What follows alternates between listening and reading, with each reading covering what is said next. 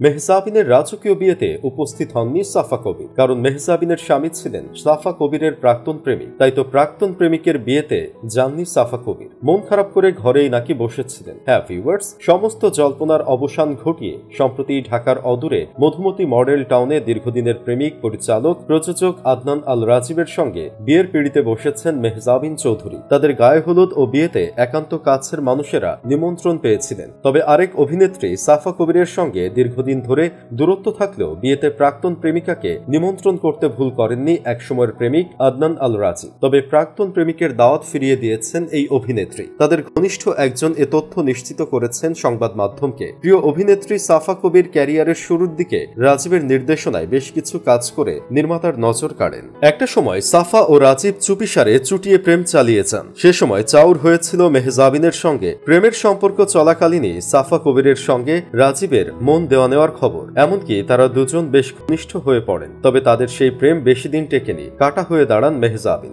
সাফা রাজীবের মধ্যে তৈরি হয় দূরত্ব।